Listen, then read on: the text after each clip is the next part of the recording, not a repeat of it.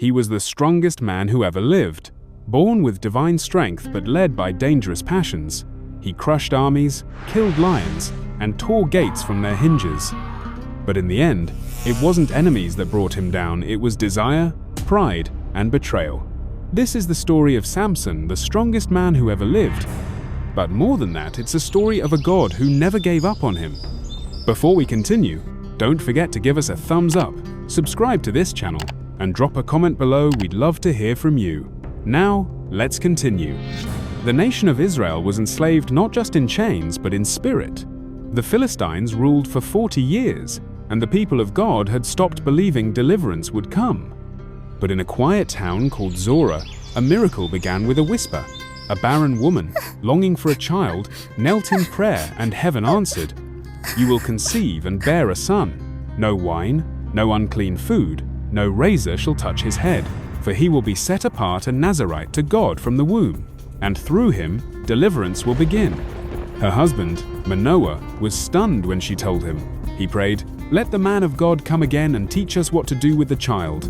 The angel returned. Manoah offered a sacrifice, and as the flames rose, the angel ascended into the fire. The couple fell on their faces, trembling. "We have seen God!"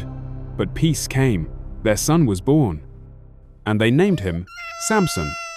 From his earliest days, the Spirit of the Lord stirred within him, setting him apart for a purpose greater than he could understand. Samson grew tall, strong, confident, but also impulsive. One day, he saw a Philistine woman in Timnah. Samson said, "She pleases me. Get her for me as my wife." His parents were heartbroken. "Is there no woman among your own people?" But Samson would not be swayed. On his way to see her, a lion charged from the vineyards. The Spirit of the Lord came powerfully upon Samson. With his bare hands, he tore the lion apart, blood on his arms, heart pounding but calm in his spirit.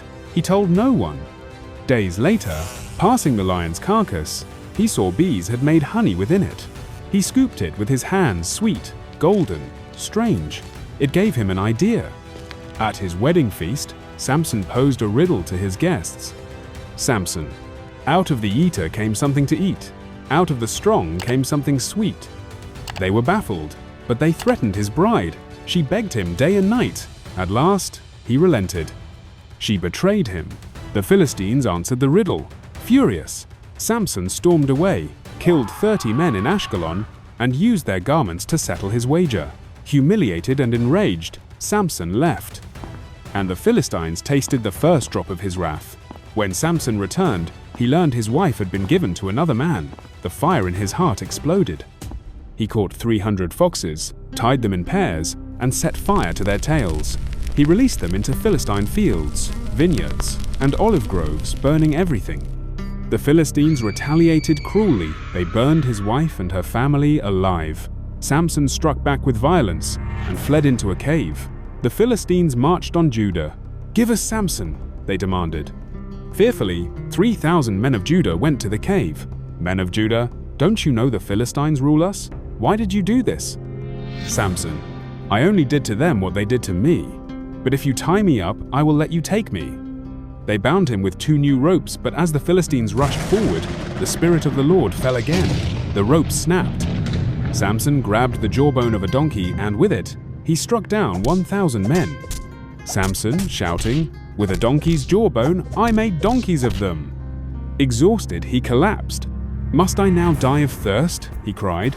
God split open the ground, and water flowed. Samson ruled Israel for 20 years, but he never let go of his desire for Philistine women. One night, in Gaza, he lay with a prostitute. The Philistines waited at the gate to ambush him. But at midnight, Samson awoke. He walked to the city gate and tore it from its hinges. He carried the gate, iron, stone, and all on his shoulders and climbed a hill, alone, defiant. But strength without purpose is empty, and victory without humility is dangerous. That brings us to the end of today's story. Don't forget to subscribe, give this video a like, and share your thoughts in the comments below. We'd love to hear from you.